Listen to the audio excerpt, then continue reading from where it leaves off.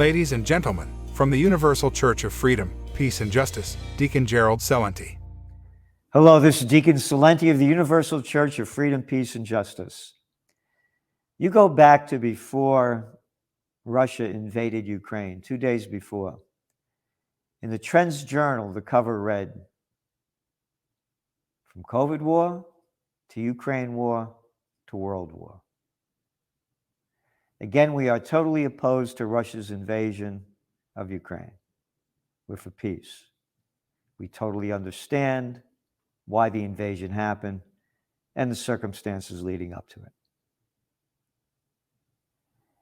This past Tuesday, World War III almost became official. As we said, it's already started. The United States and NATO are at war with Russia. It's not a proxy war.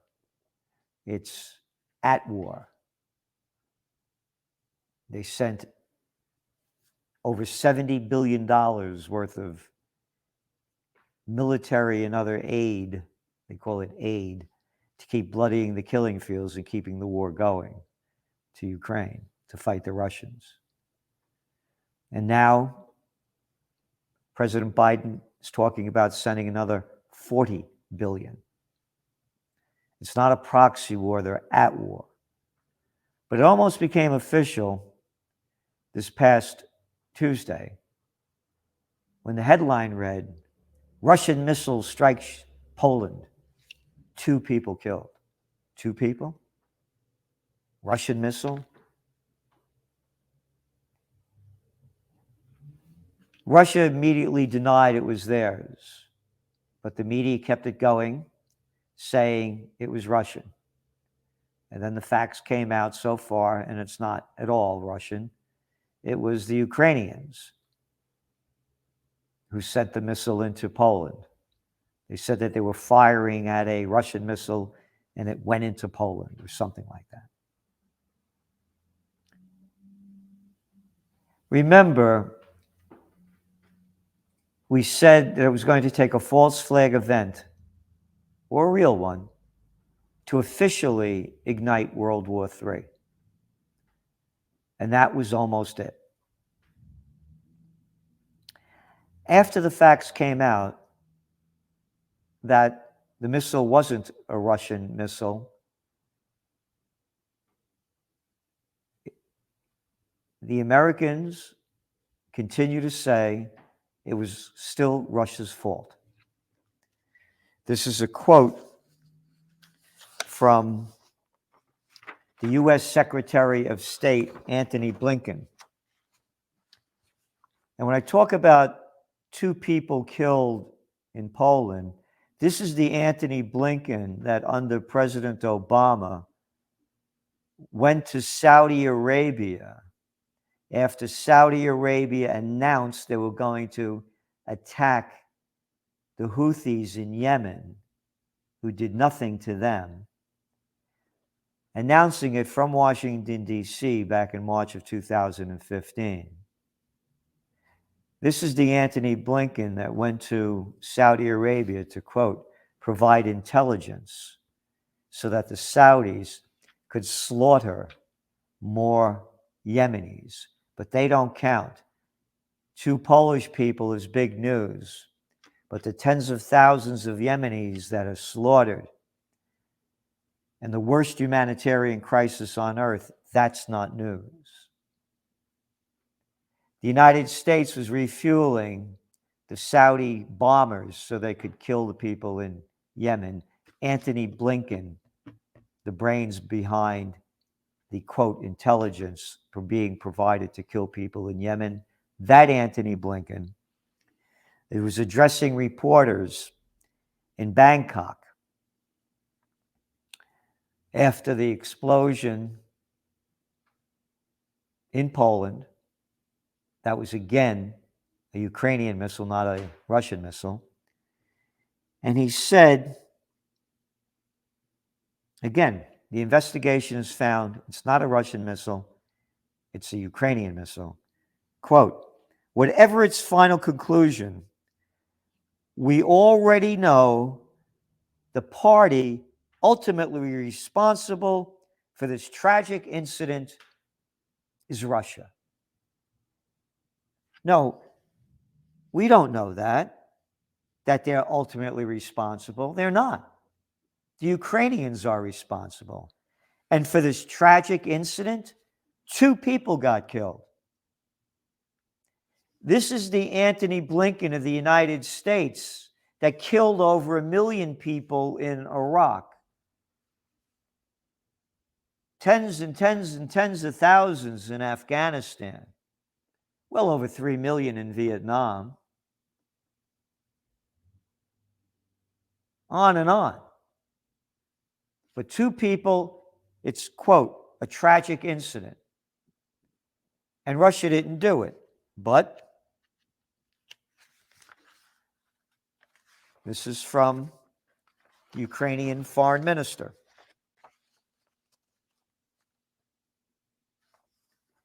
Quote, we share the view that Russia bears full responsibility for its missile terror and its consequences on the territory of Ukraine, Poland, and Moldova. This is after he had a telephone conversation with Antony Blinken.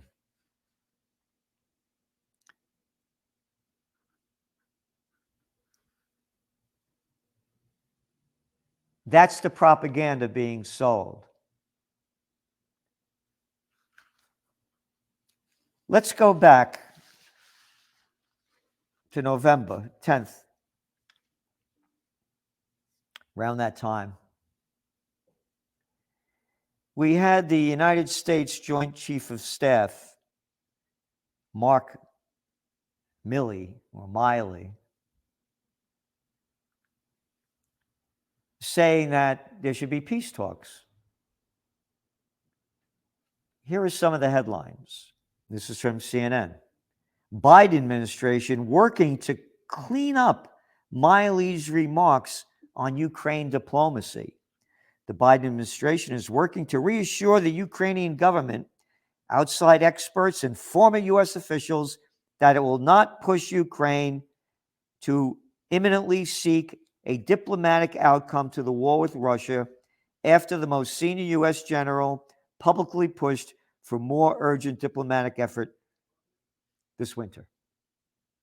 So he was condemned for that. Number 2, U.S. scrambles to reassure Ukraine after Miley comments on negotiations. The top general's remarks about a window, quote, for talks angered Ukrainian officials. This is from Politico. New York Times. Top U.S. general urges diplomacy in Ukraine while Biden advisors resist. General Mark A. Miley, the chairman of the Joint Chiefs of Staff, has made the case that Ukrainians should try to cement their gains at a bargaining table. The chairman of the Joint Chiefs of Staff has made the case in internal meetings that Ukrainians have achieved about as much as they could reasonably expect. They achieved as much as they could reasonably expect. Remember that. On the battlefield before winter sets in, so they should try to cement their gains. He elaborated in a CNBC interview on Thursday. Again, this is a week ago, Thursday. We've seen the Ukrainian military fight the Russian military to a standstill. Now, what the future holds is not known with any degree of certainty, but we think there are some possibilities here for some diplomatic solution, end quote. Right after that, by the way, the Pentagon announced they're sending another $400 million of deadly weapons to keep bloodying the killing field. Okay, now, let's fast forward. That was Miley a week ago, Thursday. Here he is on Wednesday. Joint Chiefs of Staff Chairman General Mark Miley says, quote, Russia has failed every single objective in its war against Ukraine. They have, quote, Russians have failed every single time. They've lost strategically. They've lost operationally. and I repeat, they lost tactically. What they tried to do, they failed at. The strategic reframing of their objective have all failed. Every single one of them. Across the entire front line, trace of some 900 or so kilometers, the Ukrainians, have achieved success after success after success. And the Russian military have failed every single time. That's not what he said before. He said that things are pretty much at a standstill. And the Ukrainians have achieved about as much as they could reasonably expect. So it makes it sound like the Russians are losing. They control over 20% of the country. They've just lost a little, they estimate, according to the Russian side, 1% of what they had gained. 1%. Now, that was Wednesday. Let's go 2 days later.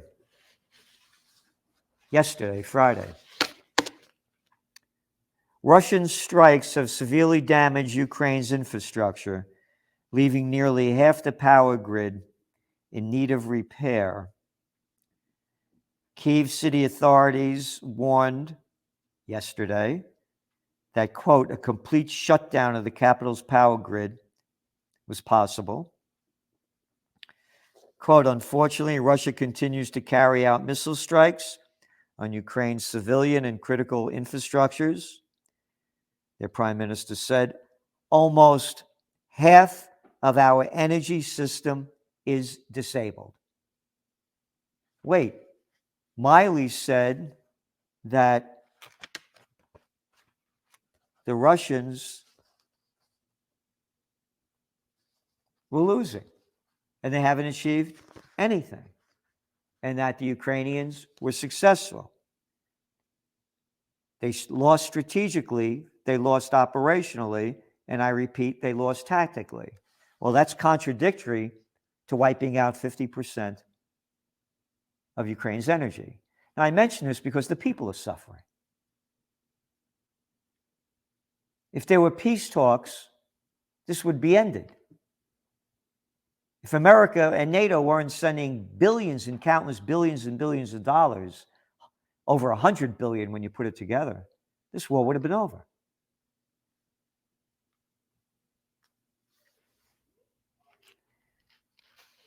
Yep. Yeah. Ukraine said that almost half the country's power infrastructure was in need of repair. And then they go on to note in DW News, Russia ready for high-level talks with U.S. if Washington is willing. Russia is ready for high-level meetings with the United States regarding strategic stability if Washington is ready, Moscow's deputy foreign minister said yesterday. Has the United States responded? And, as I said, where are the religions calling for peace? Well, here's some good news. Pope Francis says Vatican ready to mediate end of Ukraine war. Will they now attack the Vatican as they attacked Miley for saying they should be talking about peace? Pope Francis reiterated yesterday the Vatican was ready to do anything possible to mediate and put an end to the conflict between Russia and Ukraine, the pontiff said. But this is a quote, but everyone must commit to demilitarizing hearts, starting with their own, and then defusing, disarming violence. We must all be pacifists, wanting peace, not just a truce that may only serve to rearm. Real peace, which is the fruit of dialogue. Amen. And amen on that. Exactly what's needed. And the Pope has also made it clear that this isn't, to paraphrase what he'd said when the war broke out, about a good guy and a bad guy. This is a very complicated situation. But they've simplified it. Russians bad, Ukraine good. Ukraine, the most corrupt country in Europe, according to the European Union. The oligarchs run the show. That Ukraine that the Pope knows about. So that's what's going on. We are on the brink of world nuclear annihilation if this doesn't slow down. And as I keep asking everybody, do anything you can in any positive way every day. Do something positive. Accentuate the positive and eliminate the negative. However you do it in your life. It's so important. We have to change the course. Murderers and thieves are in charge of our lives around the world. As we'd warned when the politicians began to lock down everything, when people lose everything and have nothing left to lose, they lose it, and they're losing it. Crime and violence is spiking. You take a look on the economic front. Target, one of the big oligarch monopolies in America, when they used to have mom and pop stores, but now just the big chains, when a big chain, Target. Target is the latest big retailer that blaming shoplifting for putting a hit on its profits. Yep.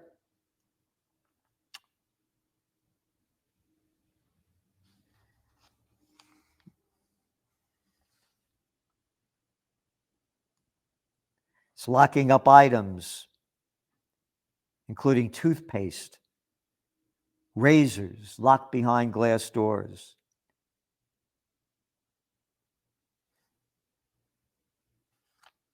Last month, Rite Aid said shoplifting has gotten so bad in New York City that the company is considering putting everything into locked displays.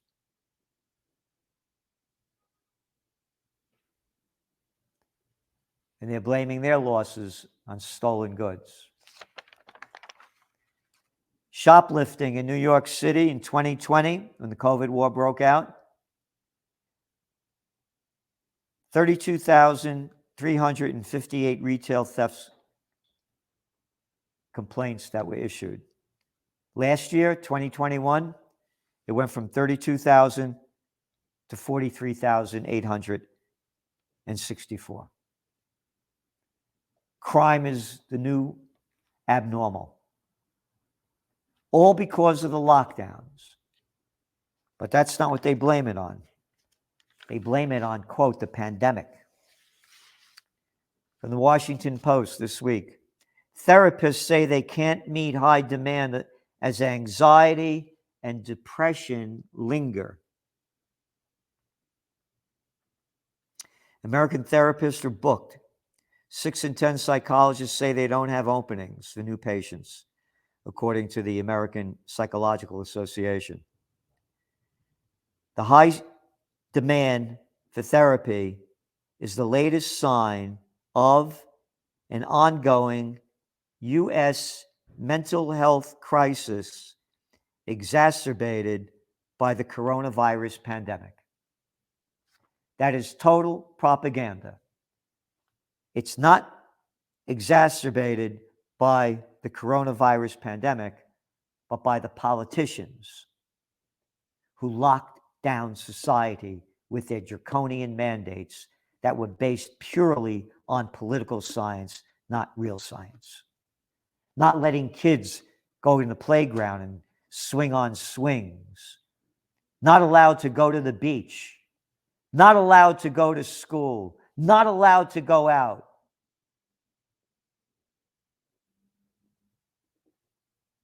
Not even allowed, if your parents were dying, to go into the hospital and they're taking their last breath, or in a nursing home. All made up. But this is how they're rewriting history. They're going to blame what has happened, the destruction of the lives and livelihoods of billions of people because of the COVID war, on the pandemic. How many people do you know that died of COVID personally? And if you do, how old were they and what kind of pre-existing comorbidities did they have? It's not the pandemic. It's the lockdowns caused by politicians, but they're rewriting history. So when they look back, they're going to say, back in 2020, when the pandemic broke out, that was the beginning of the end. This is pure propaganda. Propaganda on the war front, whether it's COVID war, to Ukraine war, to world war. So please do what you can to spread the word for peace. And do something positive to change the course. Because it's only going to get worse if we don't change it.